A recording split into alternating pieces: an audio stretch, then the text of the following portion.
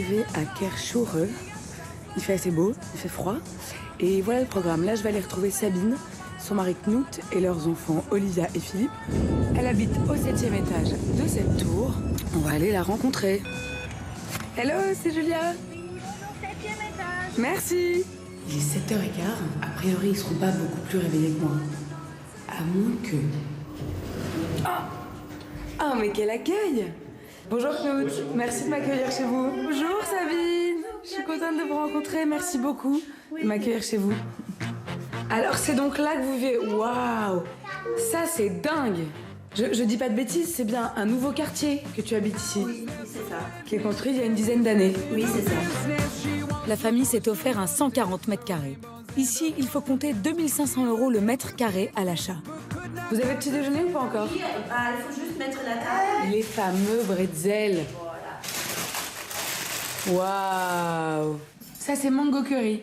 Et toi, t'adores ça? Je rappelle qu'Olivia a donc 3 ans et demi. Comment ça se mange, les bretzels, quand on met pas de la pâte de curry à la mangue? Normalement, on met du beurre. Et ça vient de la région? Partout en Allemagne, oui. D'accord. C'est bon?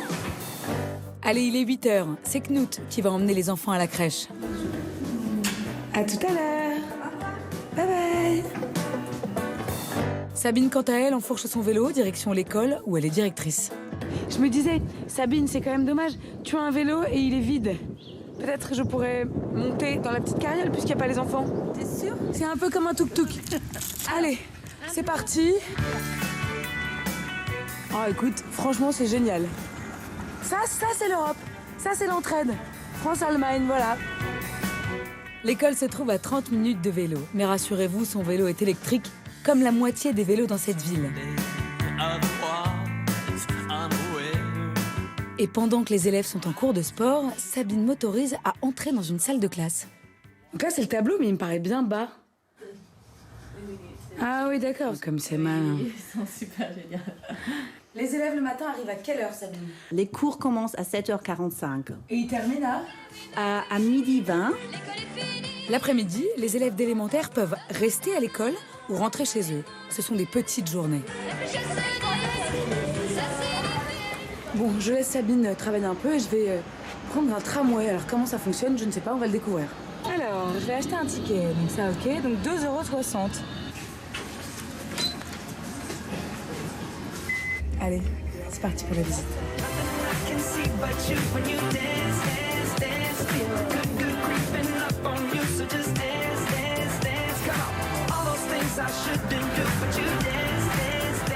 Et je découvre avec stupeur qu'il y a des vélos partout. Regardez. En fait, c'est un peu le Amsterdam de l'Allemagne. Alors, il faut savoir que Karlsruhe, c'est la ville de naissance de Karl Drey, l'inventeur de la draisienne. Et la draisienne, c'était l'ancêtre du vélo. Karlsruhe est une ville nouvelle, créée à partir de rien au début du XVIIIe siècle et qui se trouve à une vingtaine de kilomètres de l'Alsace. Aujourd'hui, elle compte à peu près 300 000 habitants et avec les parcs publics qui s'étendent sur plus d'1 millier d'hectares, Karlsruhe est une ville très verte. C'est la fin de journée, on récupère les enfants à la crèche. Trop mignon. Allez, on rentre à la maison, on va faire à dîner. En Allemagne, on dîne tôt, vers 18h30 et en famille, s'il vous plaît. Knut est rentré du travail. Il faut qu'on cuisine avec maman. Elle m'a promis de m'apprendre à faire quoi déjà, tu m'as dit? Des spätzle. Les spätzle, ce sont des petites pâtes fraîches faites maison, une spécialité allemande. Maintenant, tu mets la pâte sur la planche. Je pars pour gratter des petites. Waouh! Ces petites pâtes sont le plat préféré des enfants de cette famille. Et depuis que Sabine a appris à les faire, on en mange au moins une fois par semaine. Voilà. Ils sont prêts et on peut manger. Voilà, les pâtes. Eh ben, merci beaucoup, c'était génial ces 24 heures avec vous. Au revoir. Bye bye Paris. Tu dis au revoir à Paris? Au revoir Paris. Bon alors merci beaucoup évidemment à Sabine et à Knut de m'avoir reçu comme ça. Je vous le disais juste avant de lancer le magnéto, Karlsruhe est donc la capitale judiciaire de l'Allemagne. Et ce qui est dingue, parce que cette ville n'a jamais eu de mur d'enceinte. Elle a été construite dans l'idée d'être tout le temps ouverte sur les autres qui aimeraient la visiter. Un peu comme toi, quoi. Exactement. C'est une ville d'ouverture.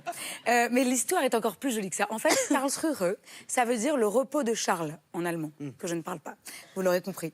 En fait, la légende raconte que le fondateur de la ville, qui s'appelait Charles de Bade, a rêvé cette ville avant de la construire. C'est-à-dire qu'il avait rêvé que la ville partirait d'un château et qu'ensuite les rues partiraient comme des rayons du soleil ou comme un éventail. Et c'est exactement ce qu'il a fait quand en 1715, il a fait poser la première pierre de son château. Ensuite, il a fait tirer 32 rues depuis le château. Et ça donne une ville vraiment très agréable et très, très, très jolie. Voilà, ça c'était ma petite histoire. Et c'est exactement comme le château de Versailles, la ville de Versailles. Il y a autour du château donc, le grand-duc de Bade, qui était Charles. Et donc, c'est vrai que c'est de lui dont il s'agit, mais il a construit sa ville. Mais les villes au XVIIIe, il n'y avait plus besoin d'enceintes. Celles qui ont encore des enceintes, c'est celles qui étaient du Moyen-Âge. Elles étaient défensives. Mais c'est vrai que c'est une belle ville. C'est une des dernières villes construites sur plan. Merci Julia de nous avoir proposé cette immersion.